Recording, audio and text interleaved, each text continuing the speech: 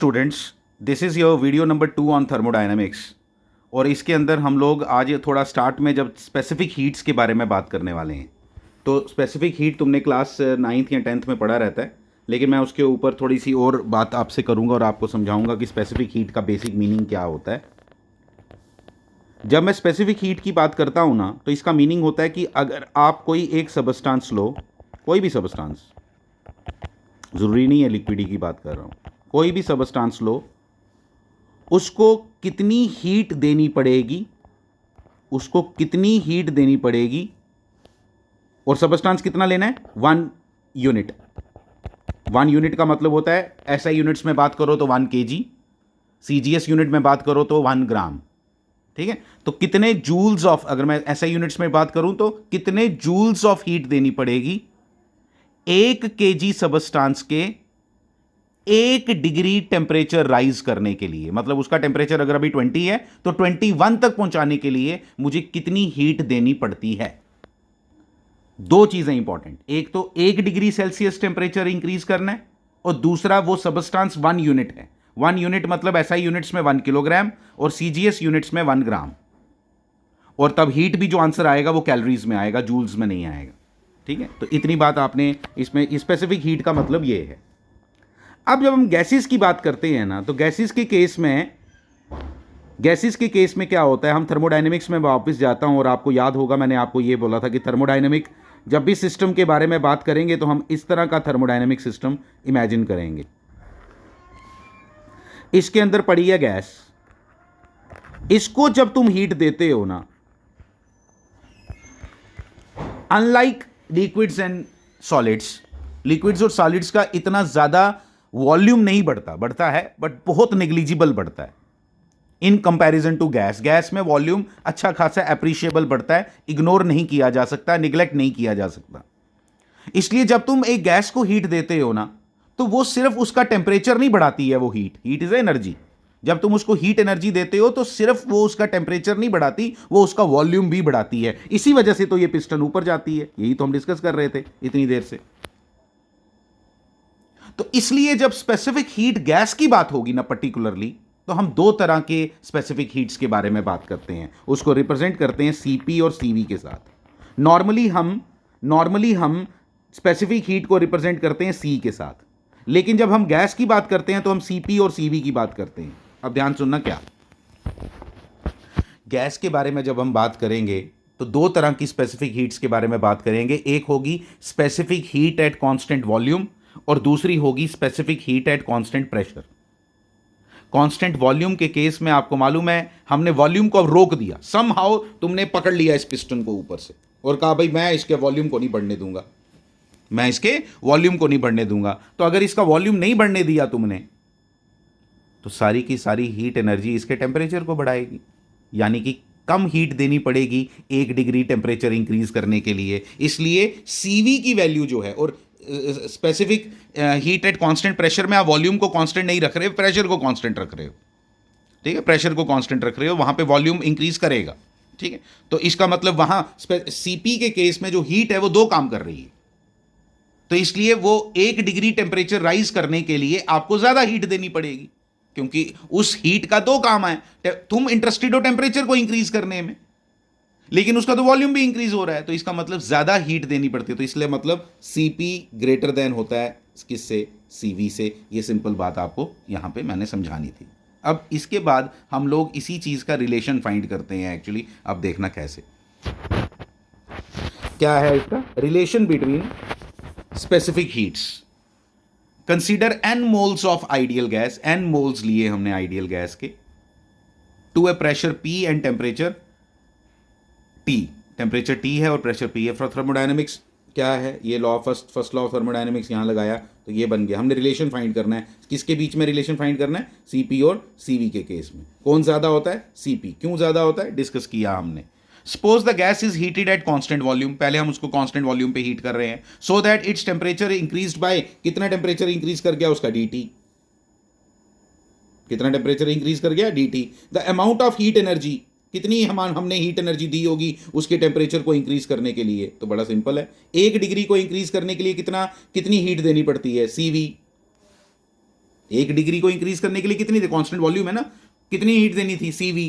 तो कितनी हीट है, कितना टेम्परेचर इंक्रीज किया, मान लो 5 डिग्री, 5 डिग्री इंक्रीज तो 5 से मल्टीप्लाई करो, लेकिन यहाँ 5 डिग्री नहीं लिखा है, कितना लिखा है, DT लिखा है, तो DT से मल्टीप्लाई करो। और फिर ये जो CV हम लिखते हैं 1 यूनिट के लिए लिखते हैं, लेकिन यहाँ क्या बोला, कितने मोल्स हैं, N मोल्स, तो इसलिए N मोल से मल्टीप्लाई करना पड़ेगा। इसलिए DQ, तुमने हीट कितनी दी, उसका टेम्परेचर DT इंक्रीज करने के लिए at constant volume, that DQ is equal to क्या होगा, NCV DT।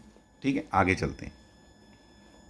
Where CV is the specific heat, ये लिखा पता है। As the volume remains constant, DV is equal to 0, DV 0 है इसलिए DW 0 होगा, इसलिए DU the change in internal energy from equation 1 तुमने क्या निकाल ली, ये फर्स्ट लॉ ऑफ थर्मोडायनेमिक्स से।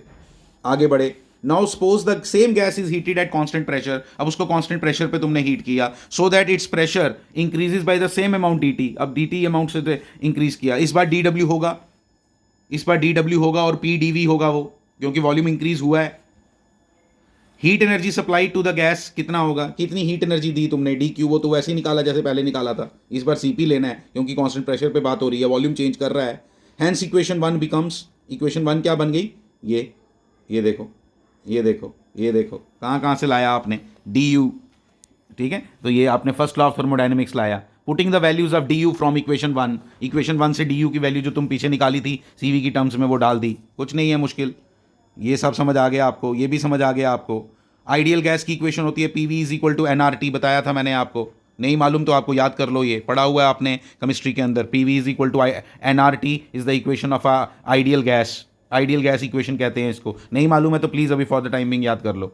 तो PV is equal to NRT, T यहाँ पे DT है, फिर ये सारा हमने यहाँ पे सबशूट किया, PV की जगह क्या डाल दिया हमने, PV की जगह क्या डाल दिया, NRDT, यहाँ हाँ देखो ना, PV इज इक्वल टू क्या होता है, NRT होता है ना, तो लेकिन टेम्परेचर कितना चेंज हुआ, DT, तो PdV इज इक्वल टू क्या हो जाएगा, NRDT।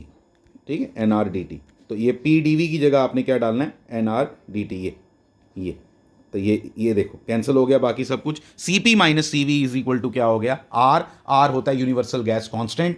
ठीक है, यूनिवर्सल गैस कांस्टेंट पढ़ा होगा ये आप सबने, नहीं पढ़ा है तो हमने पढ़ना है अभी अगले चैप्टर में। This relation is known as Mayer's formula. ठीक है, ये मेयर्स फार्मूला है, इंपॉर्टेंट रिलेशन है, केमिस्ट्री के पॉइंट ऑफ व्यू से भी इंपॉर्टेंट है। कई बार केमिस्ट्री वाले कराते हैं, कई बार हम करवाते हैं, तो मैंने बोला चलो मैं करवा देता हूँ, आपने पता नहीं किया होगा या नहीं। ठीक है, जो भी है वट एवर, हमें उससे मतलब नहीं कोई, हमें ये कर लेना है अच्छे से रिलेशन। आगे बढ़ते हैं, आगे लिखा है थर्मोडायनेमिक प्रोसेसेस, कुछ थर्मोडायनेमिक प्रोसेसेस उनकी बात आपने करनी है, उसको मैं अच्छे से रीड करता हूं, आप एक एक बात को अंडरस्टैंड करोगे साथ साथ में मेरे।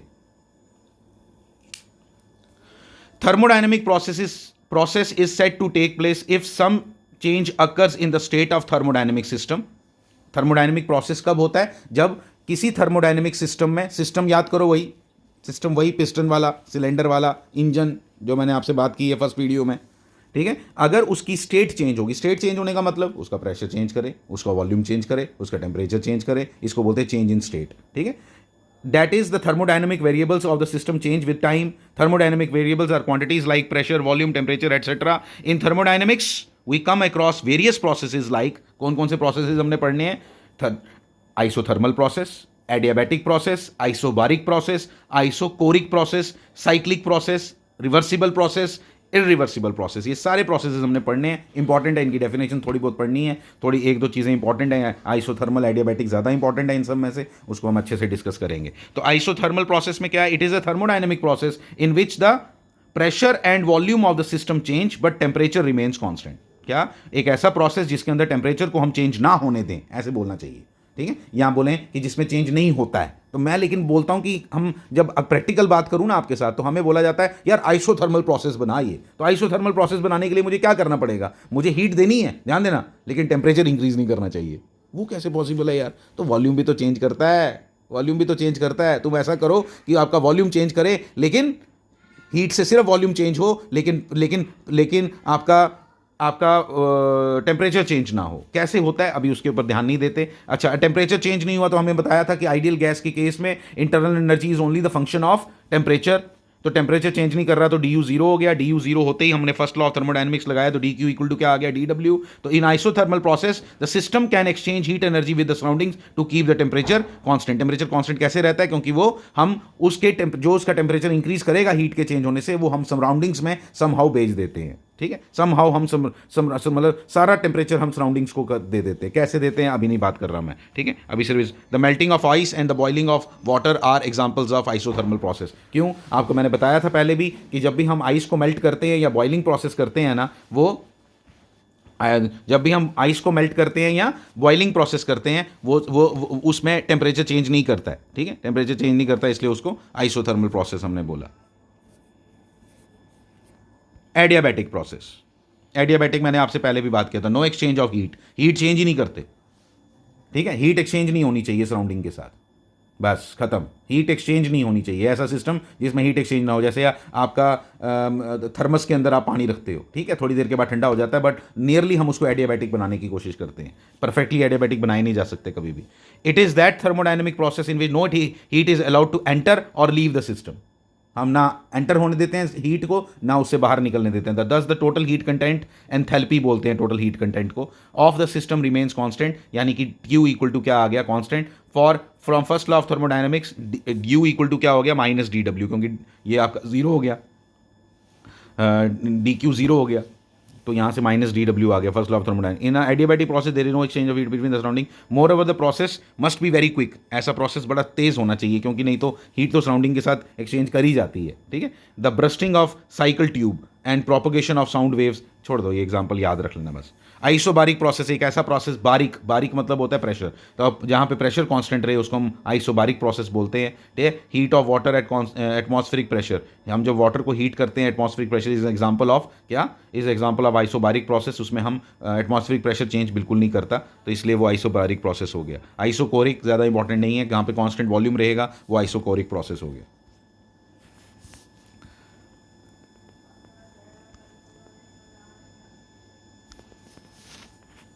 ठीक है, cyclic process, cyclic process in which the system undergoes a series of changes, ठीक है, series and finally returns to initial state. जिस प्रेशर, वॉल्यूम और टेम्परेचर के साथ आप चले थे, उसी प्रेशर, टेम्परेचर, तुमने एक बड़े कुछ प्रोसेसेस किए, बीच में चेंजेस बड़ी हुई, लेकिन आज आके आपने 4-5 प्रोसेसेस करने के बाद वापस पहुंच गए, तो उस टोटल प्रोसेस को हम क्या बोलेंगे, cyclic process. Reversible process, A reversible process that process which can be reversed exactly in the same way. एक ऐसा प्रोसेस जिसको हम जिस स्टेट में हम गए थे, जैसे हम P और V को चेंज करके आगे गए थे, मतलब P भी चेंज हुआ था, T भी, V भी चेंज हुआ था, T भी चेंज हुआ था, आहिस्ता आहिस्ता उसकी वैल्यूज चेंज करी थी, तो जब हम वापस आए तो वही वैल्यूज वापस आई, तो उसको हम साइक्लिक प्रोसेस बोलते हैं, सॉरी रिवर्सिबल प्रोसेस बोलते हैं। ये लिखा है, ए reversible process is that process which can be reversed exactly in the same way such that the system passes through some same intermediate stages as it does in the direct process। जब हम आगे की तरफ चले थे तो भी हमारे को वही वैल्यूज मिली थी, जब हम पीछे आए, पीछे मतलब उसी प्रोसेस में हमने डिक्रीज किया तो हमें वही वैल्यूज मिली, तो इस तरह के प्रोसेस को हम क्या बोलते हैं। Thus if heat is absorbed by a substance in a direct process, the same heat of quantity of heat will be given out by it in a reverse process। ठीक है, जितनी हम हीट उसको दें उतनी हीट अगर उससे हम बाहर निकाल पाएं तो उस प्रोसेस को हम क्या बोलेंगे, reversible process. Again if work is done by a substance in a direct process, same amount of work done a substance in a reverse process, ऐसे प्रोसेस होना बड़ा मुश्किल होता है। This process are generally slow. For a process to be reversible the following conditions must be satisfied. The process must take in infinitely slowly so that the system in dynamic equilibrium at each stage of the process. मतलब ये process बहुत slow होना चाहिए, ऐसे processes होना तभी possible हैं जब ये प्रोसेसेस क्या हों, स्लो हों बहुत। ये हमें आगे जाके जब इनको डिटेल में पढ़ेंगे तब आपको पता चलेगा, अभी आपने डेफिनेशंस लर्न करनी है इस स्टेज तक, बाकी इसमें और कुछ नहीं है। और फ्रिक्शनल फोर्सेस उसके अंदर एब्सेंट होनी चाहिए, ये लिखा हुआ है, क्योंकि फ्रिक्शन होगी तो वो एनर्जी वापस नहीं आती, वो इरिवर्सिबल प्रोसेस। जो फ्रिक्शन के अंदर एनर्जी वेस्ट हो जाती है ना, वो इरिवर्सिबल प्रोसेस है, वो एनर्जी आप कभी भी एक्सट्रैक्ट नहीं कर सकते। आगे आप देखोगे एग्जाम्पल लिखी भी होगी। Since two conditions cannot be realized in actual practice, so no process is completely reversible in real sense। Actually कोई भी reversible process नहीं होता। The following process may be considered as reversible: melting of ice, ठीक है, electrolysis, slow compression और extension of spring, ठीक है, उसको हम रिवर्सिबल मान सकते हैं लेकिन होते नहीं हैं, ठीक है। Irreversible process in which the can not be, उल्टा, उससे उल्टा जो होगा वो क्या होगा, irreversible process. Heat produce by the flow of electric current, electric current जब भी वायर्स में से करंट फ्लो करती है तो हीट प्रोड्यूस होती है, तो क्या सेम हीट से हम वो करंट बना सकते हैं? वो जो हीट चली गई वो अब दोबारा वापस नहीं आ सकती। Work done against friction, diffusion of to gases, ये सब एग्जाम्पल हैं किसकी, इरिवर्सिबल प्रोसेस की एग्जाम्पल याद रख लो बस आप, ठीक है। ये थोड़ा सा इधर लिखा हुआ है, आप इनके difference between isothermal and adiabatic process, इसको रीड करोगे आपको समझ आ जाएगा, ठीक है। ये अभी मैंने समझा दिया, आपको क्लियर हो जाएगा जो मैं बता रहा हूँ, ठीक है। तो ये आगे आपके दो प्रोसेसेस यहाँ पे बताया, एडियाबैटिक और ये देखो, ये है आइसोथर्मल एक्सपेंशन। एक्सपेंशन कैसे पता चला मुझे? क्योंकि वॉल्यूम बढ़ रहा है लेकिन टेम्परेचर चेंज नहीं करने दे रहे तुम।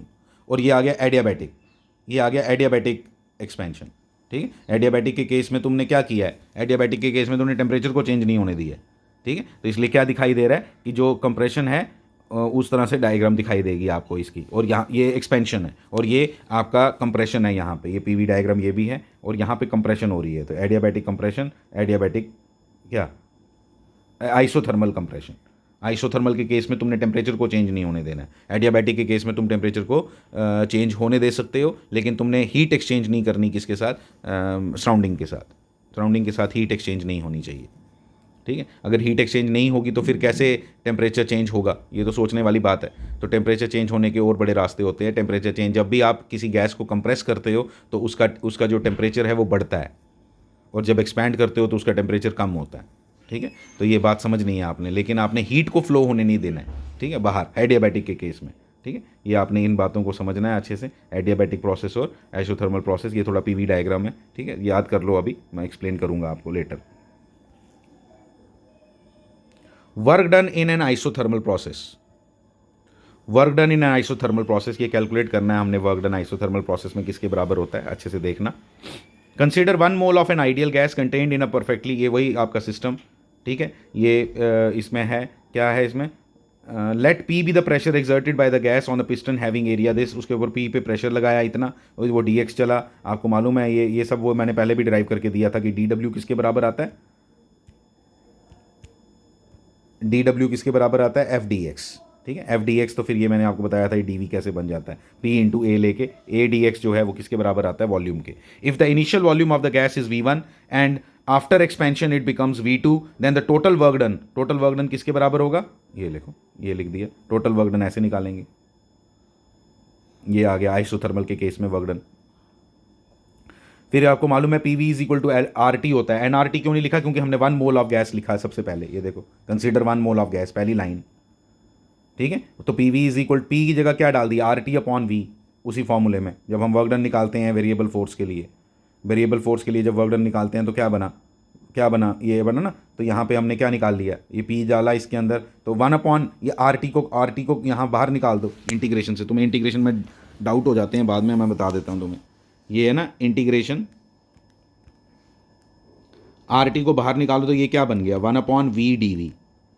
अब मुझे बताओ 1 अपॉन वी डी वी है, ये ऐसे लिखा हुआ है, तो 1 upon V D V, 1 upon x की इंटीग्रेशन क्या होती है, लॉग, तो ये आएगा log to the base e, log to the base e ही होता है हमेशा, वी, ठीक है। और ये V1 V2 माइनस V1, ये बन गया, देखो देखो देखो, ये बन गया लॉग, आर टी तो बाहर है ही है, log V2 minus log V1।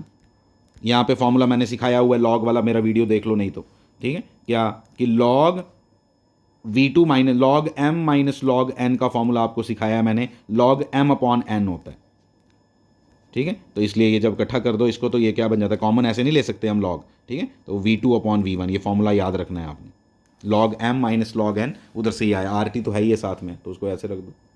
तो ये फॉर्मूला बन गया work done in an isothermal process.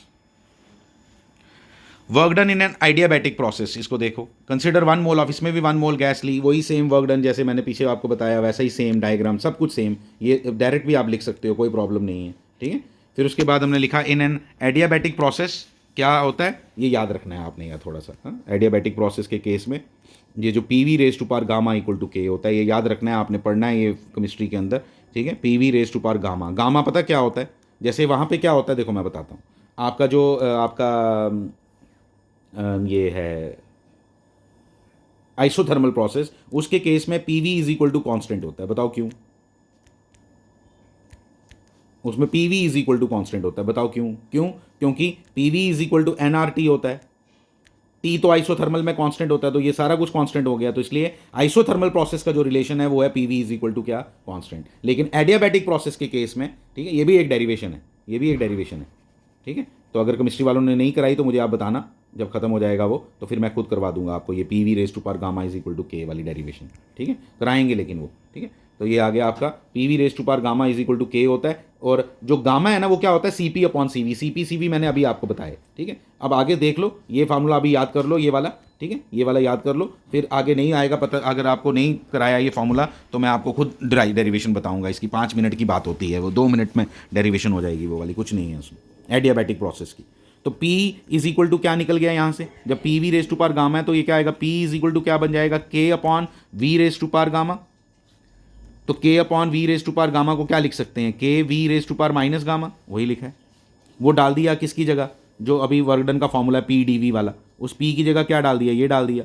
अब तुमने इसकी इंटीग्रेशन करनी है, सीखनी है आप अच्छे से। देखो मैं बताता हूँ, K को रखो बाहर, इंटीग्रेशन करनी है किसकी? V raise to power minus gamma D V की, ठीक है। इसमें फॉर्मूला लगेगा x raise to power n वाला। X raise to power n की इंटीग्रेशन क्या होती है? X raise to power n plus one upon n plus one,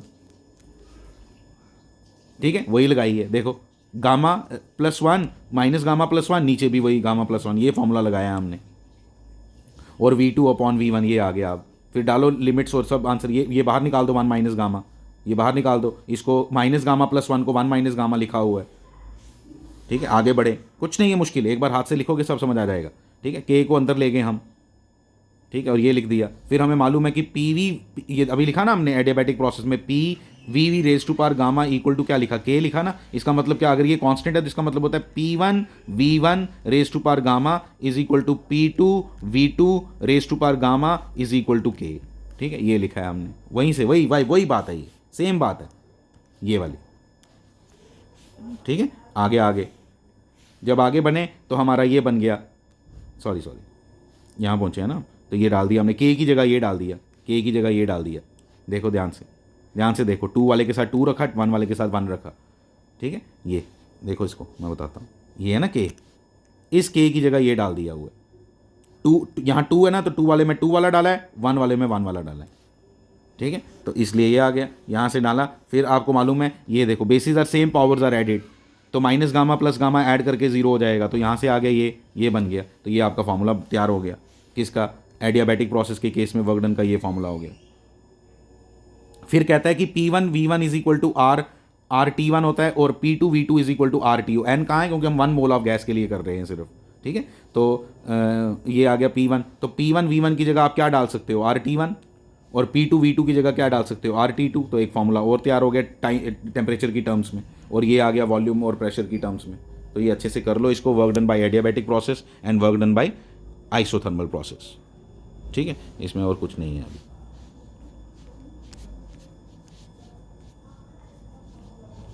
ठीक, इतना ही है आज के वीडियो में, ठीक है। इस वीडियो में इतना ही है, काफ़ी कुछ करा दिया मैंने, ठीक है। आप अच्छे से करो इसको, आराम से करो, कोई जल्दी नहीं है हमें, ठीक है, कोई जल्दी नहीं है। आप आराम से ये डेरिवेशंस, 3 डेरिवेशंस मैंने आपको करवाई हैं इस वीडियो के अंदर, एक सीपी और सीवी का रिलेशन, एक work done by adiabatic process, एक work done by isothermal process. ये 3 चीज़ें अच्छी कर लेनी है। एक छोड़ी है मैंने बात, मेरे को अब मैं बता देता हूँ। एक तो ये कि पी और वी का क्या रिलेशन होता है एडियाबैटिक प्रोसेस के केस में, वो होता है P V raise to power gamma. ये गामा लिखा हुआ है, गामा देख रहे हो कैसे लिखा है? ऐसे, कई लोग आर भी लिखते हैं, ऐसे लिखना gamma, this is called gamma, ठीक है। गामा GAMMA गामा, ये ग्रीक लेटर्स होते हैं, अल्फा बीटा गामा। तो गामा इक्वल टू क्या है? CP upon CV। इंपॉर्टेंट चीज़ें हैं ये सब, ठीक है। तो यहाँ से हमने ये डाल के कर ली। Thank you very much.